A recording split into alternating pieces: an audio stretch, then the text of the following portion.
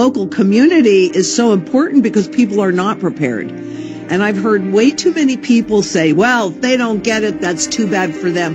I don't feel like that at all.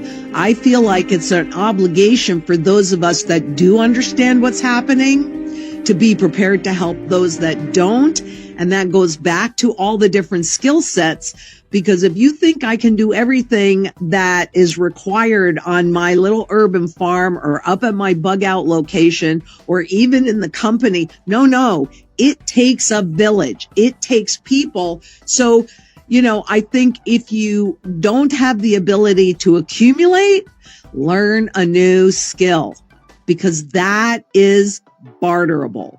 But there is something that I'm paying attention to and I think is really interesting, because there's no fever like gold fever. And I think we've already seen many global central banks that have been accumulating as much gold as they can, as quickly as they can. But here in the U.S., most of our gold is in digital form. It's just contracts, and there's an unlimited amount of them. They can create as much as they want to. But I don't think that it's just about the tariffs that some fat fingers said, no, I want to take delivery of the gold. And when I look at what the Bank of England did, which is sending over gold that they're holding in custody for other countries, and then it's shipped to the U.S., and then that gold is delivered out. Well, what happens if those countries ask for that gold back? If you don't hold it, you don't own it, because possession is 9/10 of the law. But let's say for a minute that they go in and they audit Fort Knox. Well, are they going to do just a visible audit? I want to see the books, because they can have a whole bunch of gold there, but there are so many complicated, convoluted ways that they lease out this gold. I'd love it if it were just a 2-to-1 ratio. I have no idea what that ratio really is. I don't think anybody really knows what that ratio is, because if you're not worried about being audited, you don't really have to track it so much. You can, it kind of opens a lot of doors.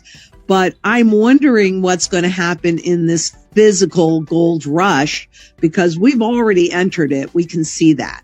And gold has always been the flight to safety asset. I mean, according to the Bank for International Settlements, gold is the only financial asset that runs zero counterparty risk. The only one. And that's always been true. So you can fool yourself in thinking that it's dollars, but goodness gracious, what this dollar used to buy me even a month ago, let alone 50 years ago, let alone 100 years ago, and what it will buy me today is vastly, vastly different. And I did a little study, and I just updated it the other day, but I don't have it in front of me, so don't hold me to the numbers exactly. But I make a comparison between a Bureau of Labor Statistics basket of food back in 1913 and the average wage 1971, again, average wage, and that same basket of food. And I just updated it the other day. When you look at where even the manipulated spot market was on silver, while the basket of food was up, I think something like 2,600%, spot silver was up over 3,000%. So it maintains your ability to buy the same food basket, maintain your same standard of living over time. But spot gold was up over 13,000%. So it isn't just that it maintains your ability to buy the same thing. It certainly does, but it actually expands your ability to grow your wealth base. And what we're seeing now, at 3,300, 4,000, 10,000, 20,000 gold. It doesn't matter. I was listening to a video the other day that I did. Maybe I did it 6 months ago or something like that. It was not a very old video. And I made the comment, well, if you think $3,000 gold sounds outrageous, how about $40,000 gold, right? Well, not that long ago, $3,000 gold seemed outrageous, but that's a spot contract. It doesn't reflect the true fundamental value of an ounce of gold for its most important function, which is to hold its purchasing power over time. Give the public back their power. Take it back. They're not going to ever volunteer, they meaning central banks and governments, will never volunteer to give you, the public, more power.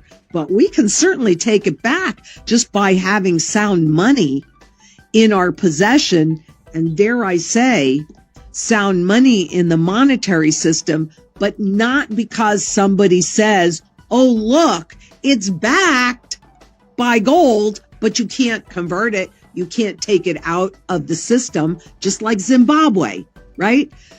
The ZiG, the most current iteration of the Zimbabwe local currency, Zimbabwe gold, it was doomed from the start because the only reason they put gold in there was to regain the public confidence that they have abused since 2006, and actually before that, because they hyperinflated in 2006, right? So they said that it was backed. But where I have a $10 trillion Zimbabwe note, the one before that, I can't get my hands on a ZiG because it's not in physical form. And they say that it's 40% backed, but you can't take physical possession. So what did they do in October? I think it came out in April. In October, they devalued it by 44%. And if it's truly backed, you can't do that, because there are limitations on how much money you can print. So people need to understand, this is probably, in my opinion, just so critically important to understand the difference between something that is truly backed and something that is merely pegged. Because if it's backed, you need to be able to take possession if you want to. Just like we could with this gold certificate, we could walk in and we could walk out with one of these. And with all of the talk of the asset-backed securities, if you can't take possession of the underlying security, it doesn't mean anything. It means that it's pegged to a price that they can manipulate.